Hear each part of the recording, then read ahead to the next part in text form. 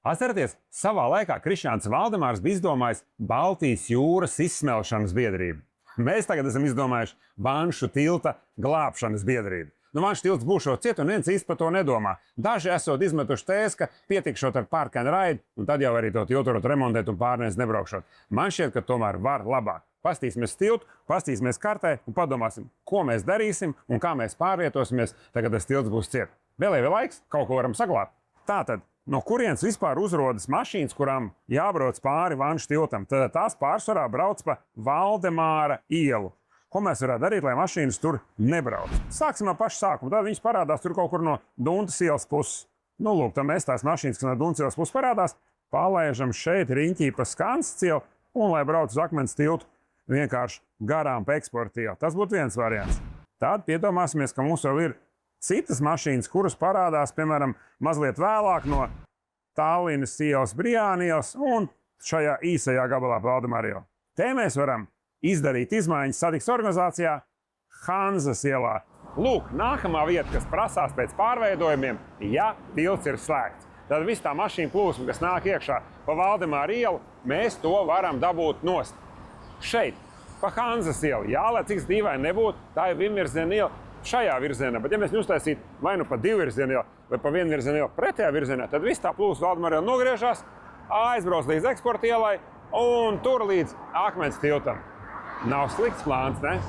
Nākamais, ja mēs esam tikuši ar to Hanzas ielu galā, vēl pagadās mašīnas, kuras brauca pa Brīvības ielu, tad pa Kalpaku bulvāri un tad uz Vanšu tiltu. Ko mēs tad tām darām? Tās mēs kā viņas pa Brīvības ielu brauc, lai viņas brauc pa to Kalpaku bulvāri līdz pat eksporta ielai un atkal uz Akmens tiltu.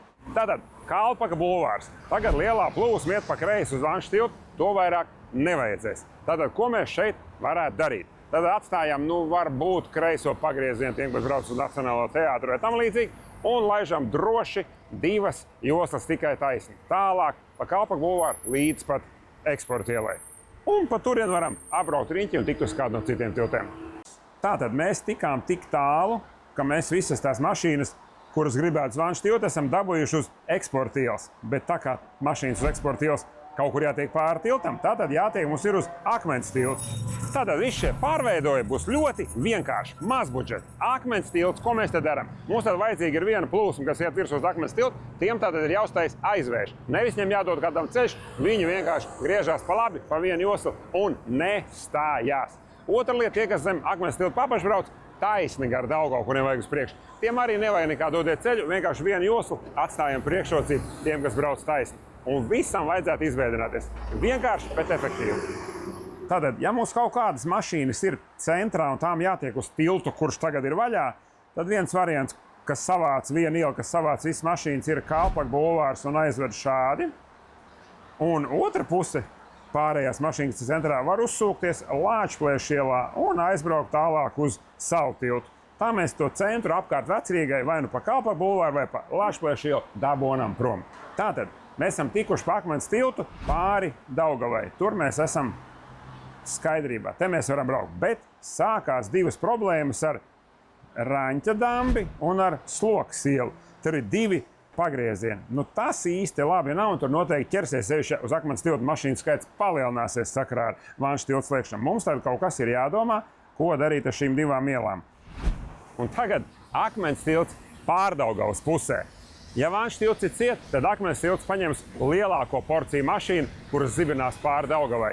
Un ko tad te darīt? Te ir šausmīgi daudz visādu tramvaja maršrutu, līdz ar to te baigi neko nepamanipulēs, un tramvajiem vēl ir jāgriežās. Tas aizņem diezgan daudz laika, ka viņi stūrē. Ko mēs te varētu darīt? Bet jūs arī varat padomāt.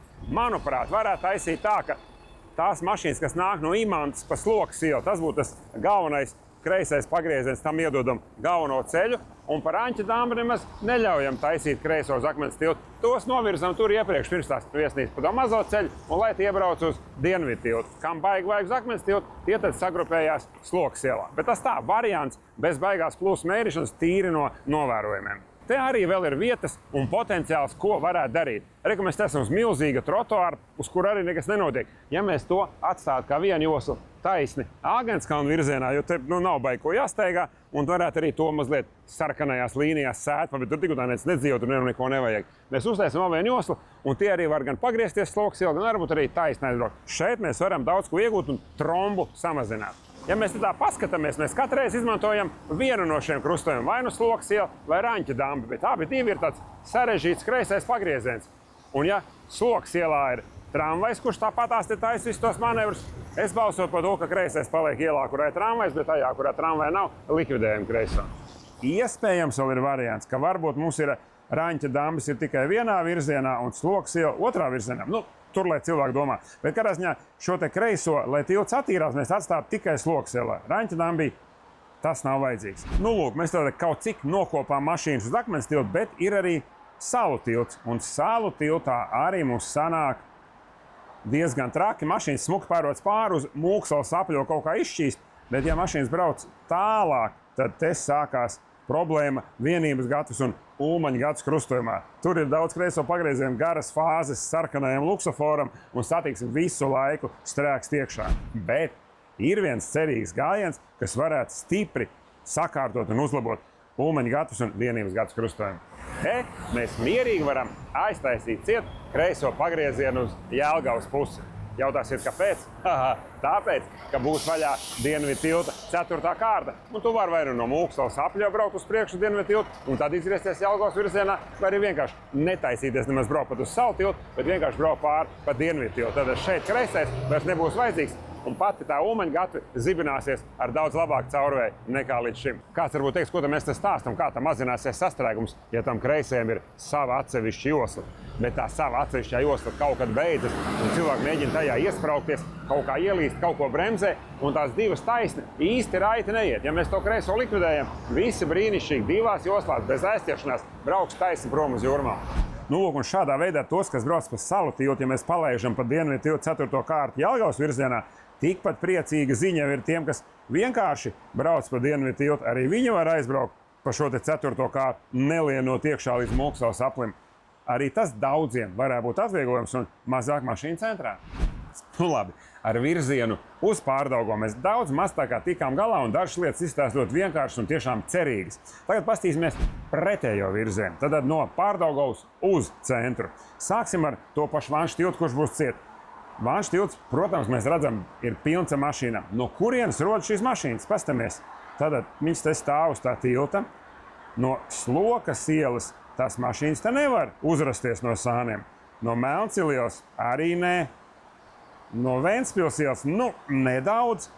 Būtībā sanāk tā, ka lielākā daļa mašīnu, kuras iegriežās šeit no Ulmaņa gatavs, ir tās pašas, kas arī taisa to sastrēgumu uz Vanšu tiltu, jo citur nekur nav, kur īsti šai ielai pieslēgties. Tātad tie, kas brauc te, varētu braukt arī riņķī līdz Saltiltam, bet tie, kam vajag maksimāli tuvu, vai no Vecrīgai, vai kaut kur tur uz eksporta ielas pusi, tie tad var braukt pa Slokas ielu.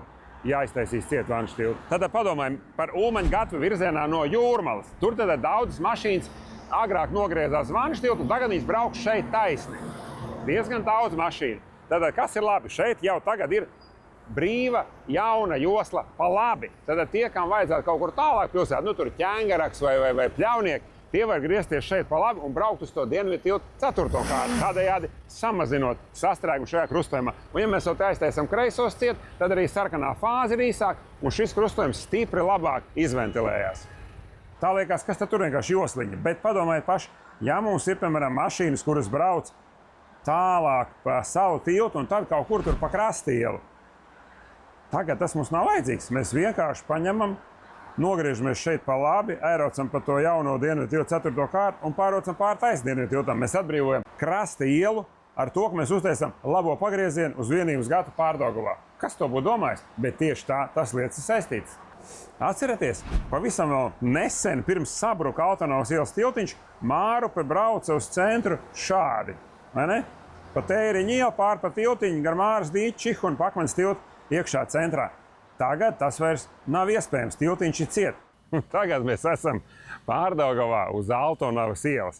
Kāds varbūt teiks, kāds sakars Vanšu tiltam ar Altonavas ielu? Bet padomājiet, ir. Reku ir tas autonomās ielas tiltiņš. Nu, kādu laiku jau tā kā slēgts, izņemot ar velosipēdu var braukt. Kas vainas tam tiltam? Viņš esot tā kā saguris un jāremontē, bet tā kā to Rail Baltica neviens netaisīs, nes to tiltu arī neremontēs un blakām arī neko nebūvēs.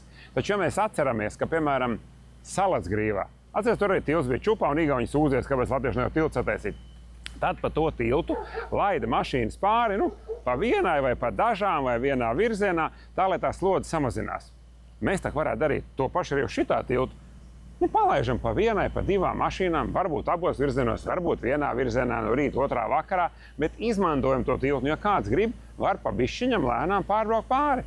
Un ja tā paskatās, varbūt, ka tā tilta masu taisa nevis tas, ka viņš ir vecs, bet tas, ka ir pa daudz asfalta. Kas tur ir par izsēm, ja mēs to asfaltu nofrizētu plānā, ja mēs tos betonus no malām novākt nost, kas tur īsti nebūtu vajadzīgi, jo viņš arī taisa baigo masu. Varbūt tilts kļūtu vieglāks un vēl kādu laiku kalpot.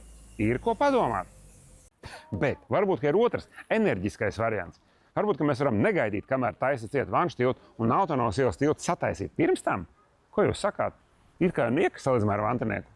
Tagad par to, kā Imanta varētu nonākt otrā pusē Daugavai. Mēs zinām, ka braucot pa Jūrmālas gatvi, tagad lielākā ķēpa ir kreisais pagrieziens uz Kuldīgas ielu. Tur visi stāv, bet tālāk Slokas iela ir pilnīgi tukša, nevienam nevajadzīga iela. Un lūk, arī Slokas ielai ir sakars ar Vanšu tiltu, ja tas būs ciet. Tagad ir no Slokas ielas visi griežās Kuldīgas iela taisa kreiso un ir milzīgs sastrēgums. Te būtu jāpadomā, vai nu mēs taisam kreiso uz Kuldīgas ielas kā galveno, vai arī laižam visu taisni pa Slokas ielu un griežamies Akmens tiltu, tur jau pašā galā pie Raņķa dambja, tajā variantā.